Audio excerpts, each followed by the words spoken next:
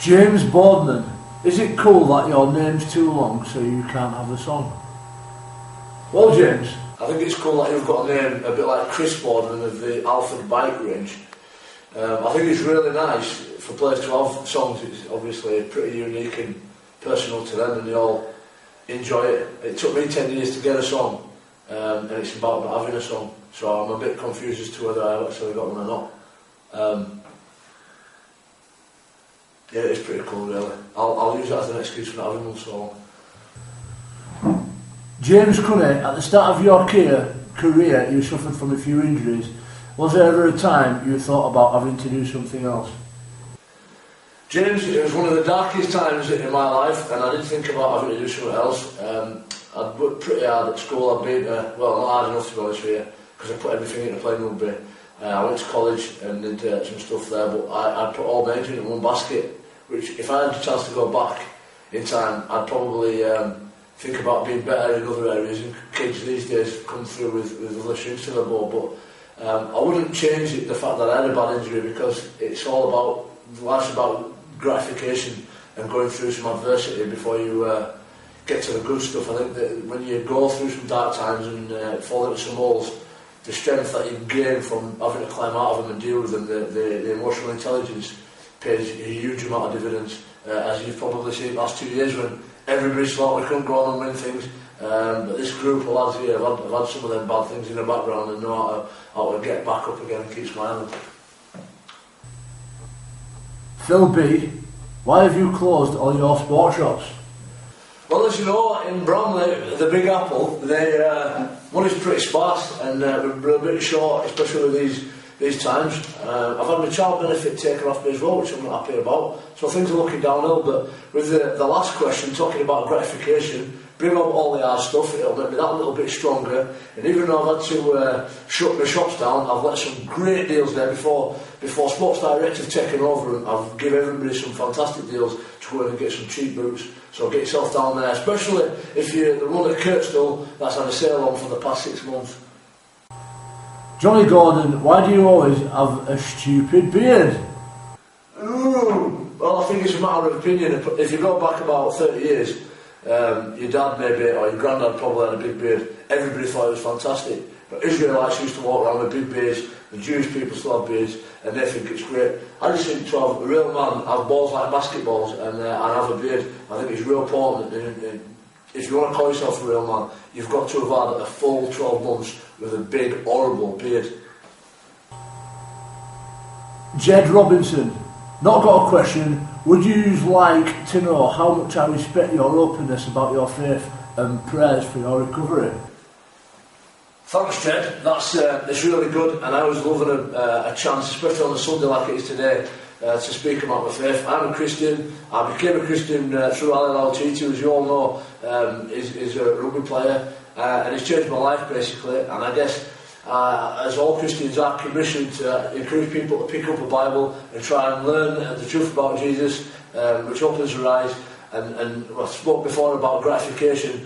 Through them dark times when you understand that this life is a period of an eternal existence where you can go on and live forever if you have faith in Him, simple as that, and learn to come to know Him. You enjoy things, and joy is just a huge part of your life, regardless of how bad things seem outwardly.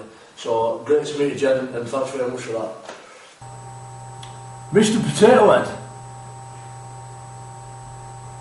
at what moment would you say the highlight of your career is, and who is the player you liked, hated playing against the most?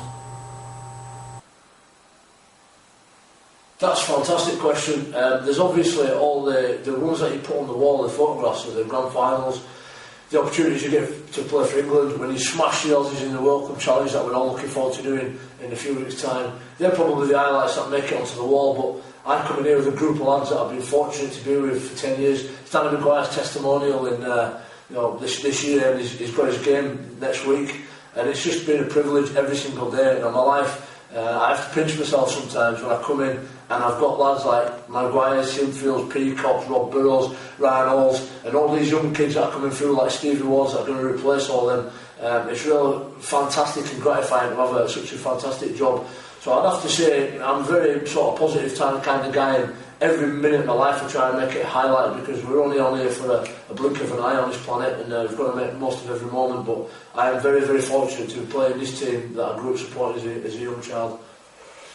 Steve Waterhouse, what is the meaning of life? Well, Jed Robinson asked me a question on Twitter about my faith. For me, the meaning of life is my faith, which is obviously all about Jesus. God writes this book called the Bible, and it's about him. And I've got on my wedding ring here, my earthly life is about my family, so that's my wife and my 3 children. And for me, on this earth, they're the most important things, and everything else branches out from there. So my marriage, all right, is the most important thing. And on my wedding ring here, in Aramaic, which is the language that Jesus spoke in, it says in Christ Jesus, so that everything, including my wedding, branching out, is all about him and putting God first and thinking about what he really want me to do. That doesn't mean I get everything right. I'm just as crackers as everybody else, get things wrong every day, but it's my intention. I think that's important, and my focus being on him. So that's, for me, the meaning of life. And in the book, and I believe it says that if you get that bit right and you have faith in him, you have eternal life. So life's eternal then, and simple as that, makes it really easy.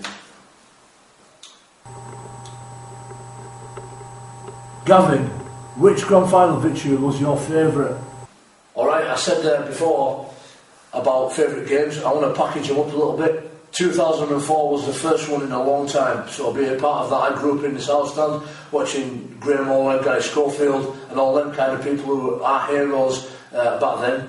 And they'd not quite won it, they were nearly there sometimes, but to be a part of that team in 04 was just absolutely unbelievable. I was off the bench that day, but again, being a part of it was class. And then 7, 8 and 9 was like 3. In the Bible it's a consecrated number, it's 3 is a magic number, as they say in the song. It was fantastic to be a part of 3 in a row. It was really special. I think we were the first team to do it, and that packaged into one. And at the end of the third one, I got all the lads to write up a diary about the last 24 hours that they'd done leading up to that game, how they felt in the game, and then obviously afterwards, because you never knew if we was going to win something or do something like that again. And I remember that year talking to Roy Dickinson and some of the guys that won the Challenge Cup in 77, 78, and asking about their time. And the night before they played their final at Wembley, they got out to a fairground, had a few beers, brought some goldfish home. I can tell you, it's a hell of a lot different than it is now. One day I'll put that in a book and document it, probably the day that they tell me to leave this club and stop playing because I'm too old. Alright, so hopefully not too sometime soon, but look out for it. Conor Smith, who's the better coach, Tony Smith, Brian McDermott or Brian McLennan?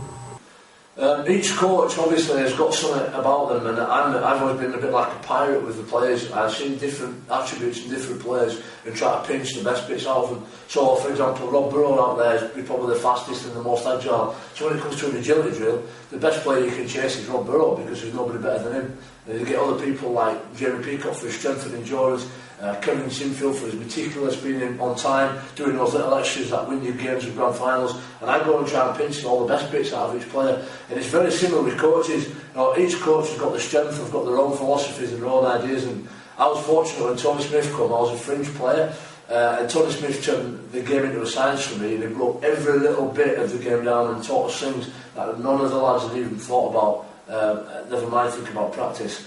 And at the time, that's my career, that's probably what I needed the most. Following that was Brian McLennan, who was very philosophical. He used to talk about seasons in a package and having motivation and why we should work so hard for each other. A very philosophical guy, did a lot of reading, and obviously learned that bit from him. And Brian McDermott is probably a mix of the two, really. And you know, he's probably the coach that I get on with the most in terms of being able to have a chat with. Some of that will be because I'm a little bit older, but I've got a lot of empathy with him, and I love working hard for him. And I really like he's not, I know he doesn't like this military persona that's behind him because he's been a part of the military before, but he likes to get things done bang, bang, bang, and the environment that he's created in Jimmy Lawes for me is one that I really thrive in. And so the answer is I've gained a lot from all 3 of them, but I suppose the fruitful part of my life has probably come in these latter years. That might be necessarily because I'm a bit more mature now as a player, and I understand a little bit things a bit more, but I've enjoyed being being coached by all 3 of them, and particularly Brian McDermott who's here now. It's been absolutely fantastic. LD Lee, What do you make of the new Star Trek film trailer?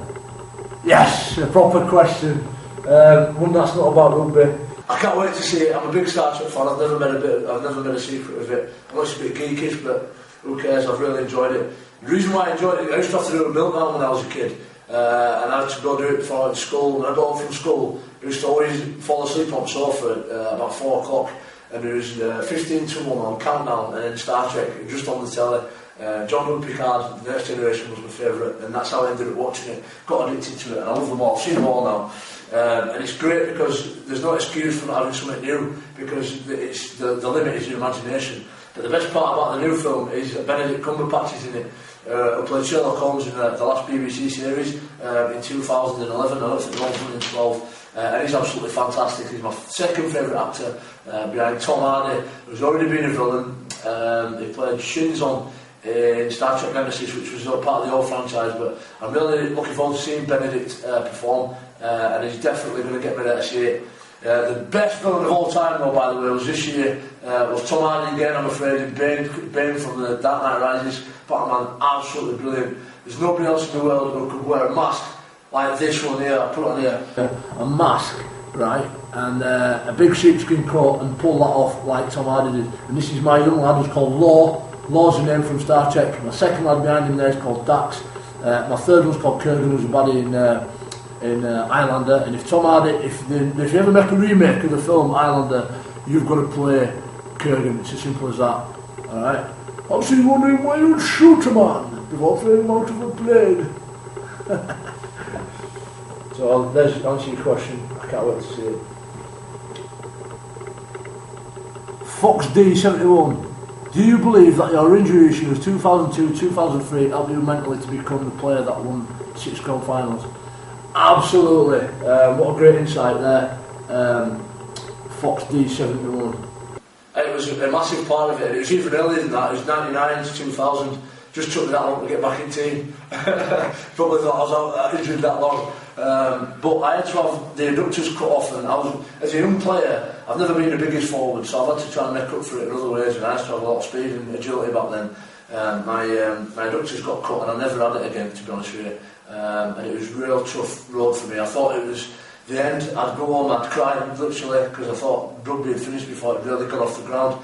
But like I said before, with this gratification and I'm coming out of the adversity, we're learning to develop. Human beings are a very resilient race, very clever, in not necessarily intellectually like Ryan Hall, just emotionally. And we managed to overcome obstacles by being new things. So now that I've got more speed and agility and I'm still no bigger, I just try and do twice as much work as everybody else, and just work real hard, so that as you know, as Danny Maguire's and our Zach Hardacres and Ryan Halls can make them fantastic well-beaten players, and we can all say, wow, how good are they? You know, I'm happy to work twice as hard out on the field and twice as much volume, just so I can stand there, do the hard yakka on the pitch, and hopefully see them do what they do with their magic.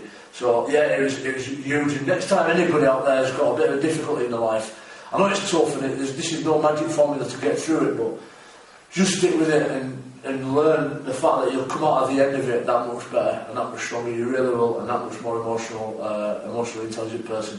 Always try to be nice to people as well while you're going through it. Lauren Howe, do I get my picture took with you at the next match? You're my favourite player, please. Who's that? Lauren. Of course, if you come and find me, explain that you're Lauren. If you're not Lauren, I'm not bothered about it. Who you are, you can have a picture of me as long as I've got time and to do it. You know, just come and find me and grab me. I can't ever remember telling anybody I don't want to have a picture of you. It's part of the privilege of being a rugby player. Sometimes you can, or any sportsman really, sometimes you can put a smile on people's faces just by having a photograph of them, or helping them, or going to give out trophies. And you know, I don't know how long I'm going to be a rugby player, and so whatever I can do to help you out, and those Leeds fans, you know, I'm just a servant like anybody else. I love playing for Leeds, and when I finish playing, I'll be a fan just like you guys again. So I'm no different to you already, so if you want to have a photograph, that's brilliant. I'd love to have a photograph for you, so I'll come and find me whenever you can, and however I can be of help, just let me know.